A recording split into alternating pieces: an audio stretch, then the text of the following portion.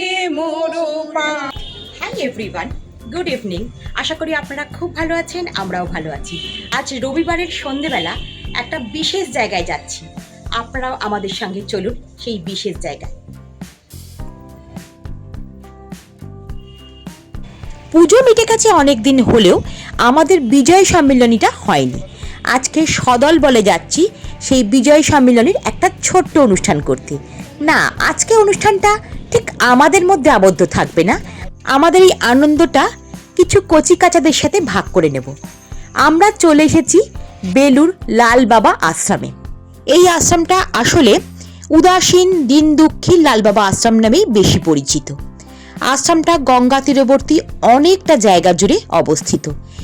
আমার আপনার ব্যস্ত জীবন থেকে একটুখানি সময় বার করে এইরকম আশ্রমে আপনি একদিন সময় কাটিয়ে যেতেই পারেন। দুর্দান্ত লাগবে, এটা আমি হলফ করে বলতে পারি।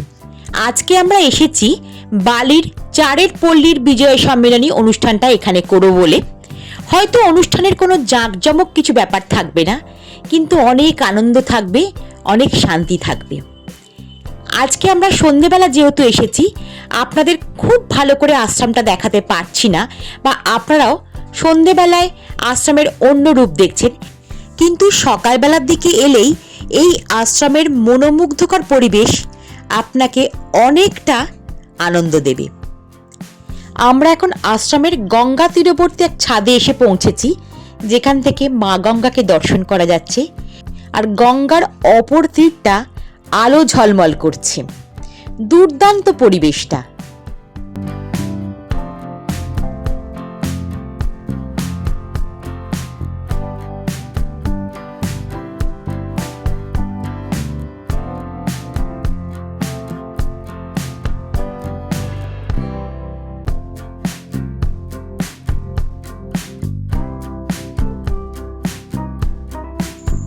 আশ্রমটি যেমন ঝাঁ চকচকে, তেমনি গাছগাছালি দিয়ে ভরা।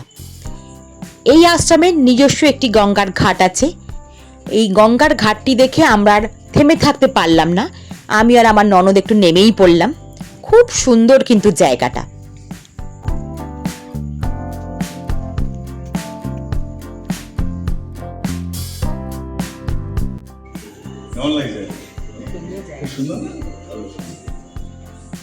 বিরুদ্ধা এসে পড়েছে আমাদের মধ্যে। যখন 18 বছর বয়স হলো আর কি, তখন এইজন সুন্দর সাজিয়ে দিয়েছিল। না, এখান থেকে না, আমি ক্যাপচারকে তুলে দিয়েছিলাম। এখানে বৈষ্ণো দেবী ঠাকুরের একটা মূর্তি আছে। এই আশ্রমের অপর দিকটা ঠিক এই রকম। তিনতলার ঘরগুলো হচ্ছে ছাত্রাবাস, আর দোতলার ঘরগুলোতে সাধু মহারাজরা বসবাস করেন।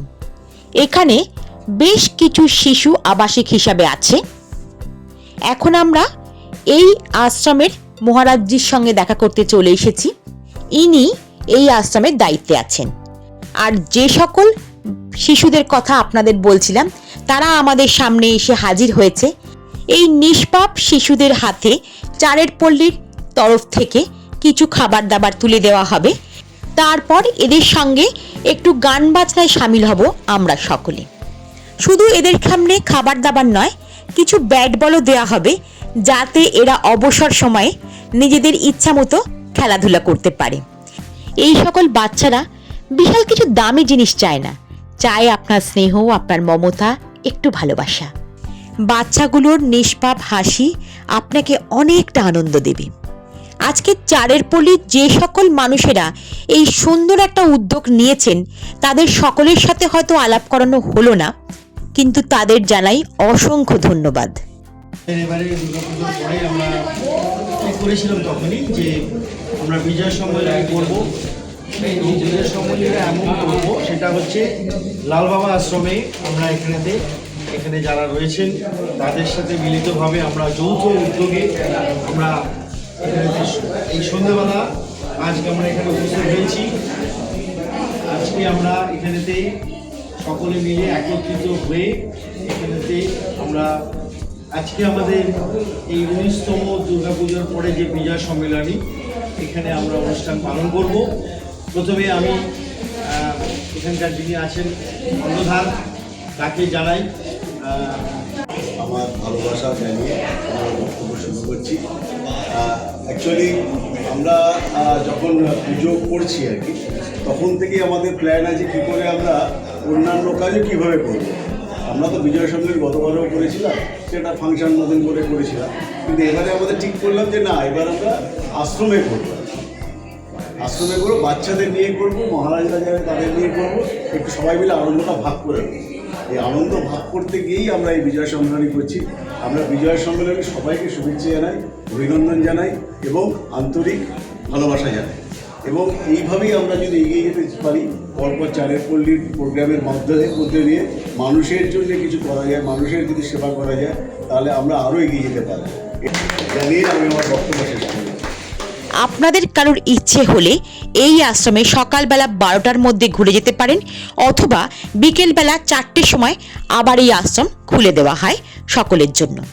এখন যে সকল কচিকাচাদের আপনারা দেখছেন, এরা লালবাবা স্কুলে পড়াশোনা করে, অবসর সময়ে ফুটবল ক্রিকেট খেলে ও আঁকতেও পারে, এমনকি গঙ্গার জলে নিজেরাই সাঁতার কাটতেও শিখে গেছে। এরা আমার আপনার বাড়ির মতনই নিষ্পাপ শিশু। আমার মনে হয় সৃষ্টিকর্তার পরিহাসের জন্য এদের এখানেই থাকতে হয়। এদের বাবা মা থেকেও কেউ নেই। আমার আপনার মতন মানুষ যদি হাত বাড়ালেই এদের বন্ধু হতে পারি, তাহলে এদের জীবনটা মনে হয় আরও একটু সুন্দর হতে পারে। আপনার বাড়িতে কোনো অনুষ্ঠান হলে এখানে আপনি যদি এদের নেমন্তন্ন করে যান, তাহলে এরা কিন্তু অনায়াসে আপনার বাড়ি গিয়ে সেই অনুষ্ঠানে যোগদান করতে পারে। বা আপনার যদি কখনো মনে হয় এই কচিকাচাদের বাইরে কোথাও খাওয়াবেন, অবশ্যই মহারাজের থেকে অনুমতি নিয়ে আপনারা এদের মুখে হাসি ফোটাতে পারেন। আপনারা কেউ চাইলে এই আশ্রমে অন্নপ্রাশন, জন্মদিনের অনুষ্ঠানও করতে পারেন। এখানে কিন্তু পুরো নিরামিষ রান্নাবান্না হয়। এখানে নিরামিষ খাওয়ারই রীতি।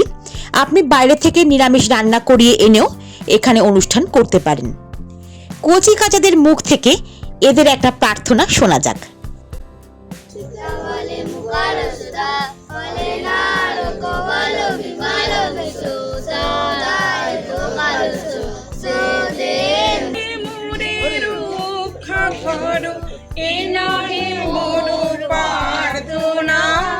বিপদে আমি না যেন করি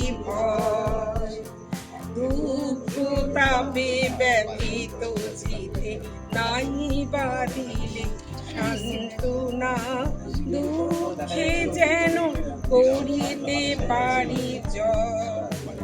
আজকে চারের পল্লীর বিজয় সম্মেলনী অনুষ্ঠানে এই কচিকাচাদের মুখে একটু বিরিয়ানি তোলার ইচ্ছে আছে, তাই তাদের লাইন করে নিয়ে যাওয়া হচ্ছে একটি বিরিয়ানির দোকানে।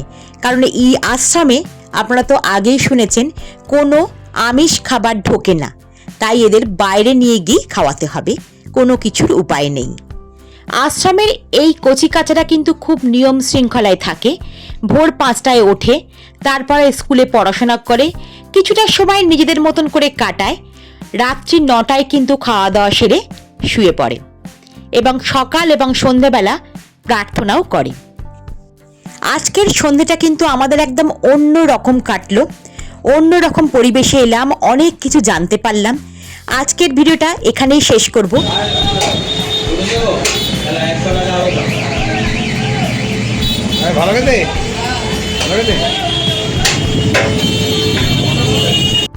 ভিডিওটা ভালো লাগলে একটা লাইক করবেন। আপনি যদি আমার চ্যানেলে নতুন হন, একটা সাবস্ক্রাইব করে আমার বন্ধু হওয়ার অনুরোধ রাখলাম। আপনারা ভালো থাকবেন, সাবধানে থাকবেন। আমি খোসবাড়ি পরম্পরার চৈতালি আজ তবে আসি, আবার আসবো অন্য কোনো ভিডিও নিয়ে।